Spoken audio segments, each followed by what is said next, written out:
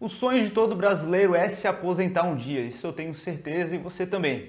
Agora, o que a maioria das pessoas fazem é contar com a aposentadoria do INSS. E esse, de fato, é um erro bastante grave, uma vez que para que você se aposente, você precisa ter idade mínima se você for homem de 65 anos.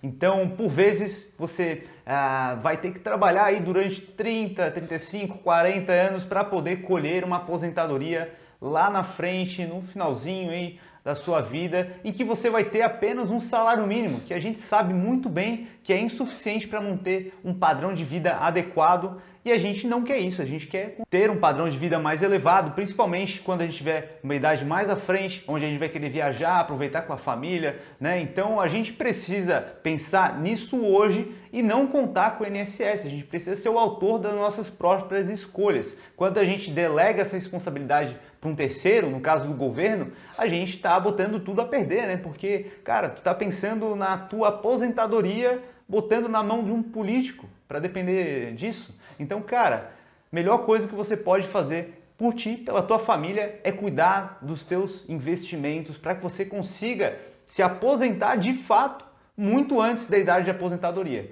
né? E com uma remuneração muito maior. E é por isso que a gente fala aqui de investimentos de educação financeira, para que você possa chegar a essa tão sonhada fonte de renda, aí, a renda extra, a renda passiva, que vai ser capaz de arcar com todos os custos de vida que você tem. Para quem não me conhece, eu sou Felipe Guimarães, desse Instagram aqui em cima.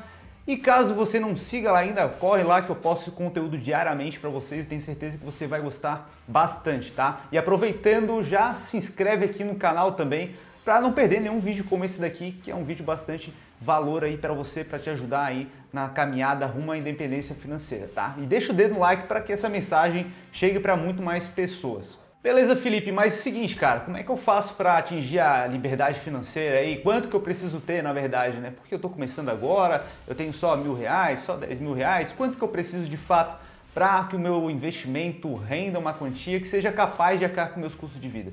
Cara, eu geralmente falo para que você multiplique o custo de vida que você tem por 200.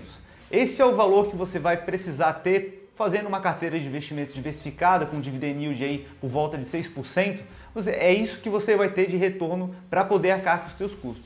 Então, a partir desse momento, a gente consegue perceber como que a gente pode montar uma estratégia para chegar a esse objetivo, né? Porque por vezes o que acontece, a gente tem ali R$100, R$500 para investir mensalmente, e a gente vai ter uma renda passiva desde já, porque a gente vai receber proporcional ao patrimônio que a gente tem alocado.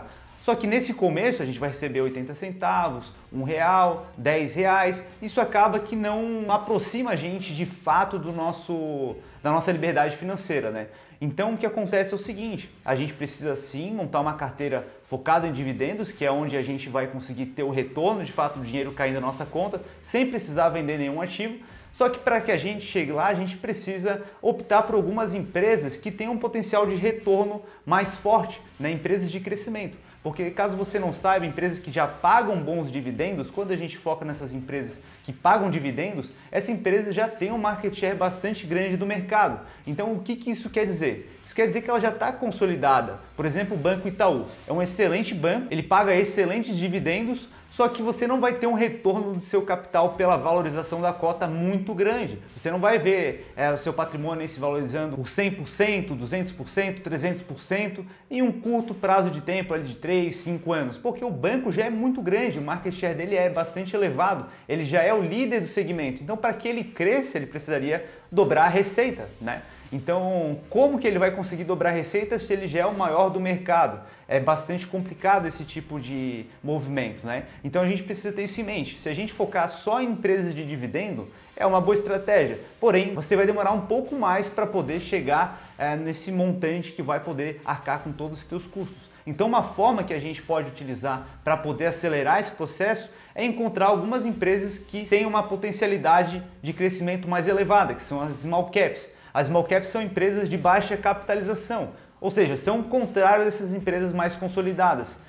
Uma vez que as empresas consolidadas já têm uma fatia bastante grande no mercado, essas empresas ainda têm uma fatia pequena. Então elas têm uma potencialidade de conseguir roubar uma fatia de mercado desses players que são maiores, né? Então com isso, quando essa empresa consegue crescer o seu market share, ela tem um crescimento bastante forte. Então, quando você começa a focar um pouco nessas empresas, você consegue potencializar, você consegue acelerar o crescimento do teu patrimônio. Então, a partir desse momento, quando você consegue ter um crescimento do teu patrimônio através desses investimentos, quando você vai chegando mais próximo da sua meta, você pode ir realocando esses investimentos um pouco mais para empresas de dividendos, um pouco menos para empresas de crescimento, e aí você vai mesclando conforme a sua estratégia. É claro que a gente pode investir tanto em empresas só de crescimento ou só de dividendos, ou fazer uma carteira diversificada entre esses ativos, não existe certo e errado, existem vários caminhos para que a gente chegue ao nosso objetivo, mas essa é uma forma bastante interessante para que você possa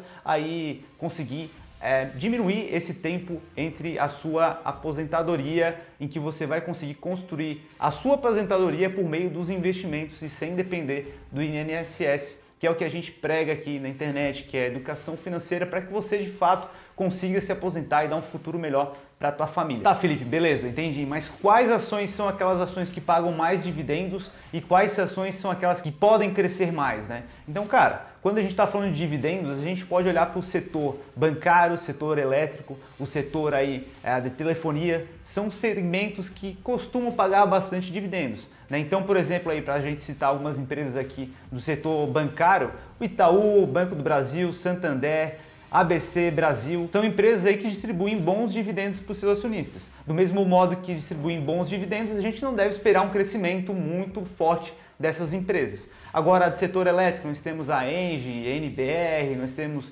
Isacetep, que são empresas muito consolidadas que também pagam os dividendos para os seus investidores. E na telefonia nós temos a Vivo, que paga, por volta, a última vez que eu vi, estava pagando 9% de dividendo, um dividendo bastante grande. Porém, a gente deve ter em mente também que ela não vai crescer absurdamente, uma vez que ela é maior do segmento.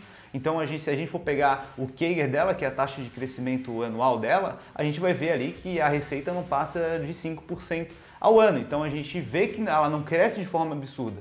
Isso justifica a distribuição dos dividendos que ela faz, porque ela não tem muito para onde crescer aqui dentro do Brasil, então ela acaba remunerando os seus acionistas. Agora, em relação às empresas de crescimento, que a gente pode ver que são aquelas small caps, né? Nós temos aí no setor de locação de imóveis a Movida, a Locamérica, nós temos também a empresa Unidas, a gente também tem no setor de petróleo a PetroRio, nós temos também empresas como a Fleury no setor de saúde, que são small caps que têm um potencial bastante grande de continuar crescendo.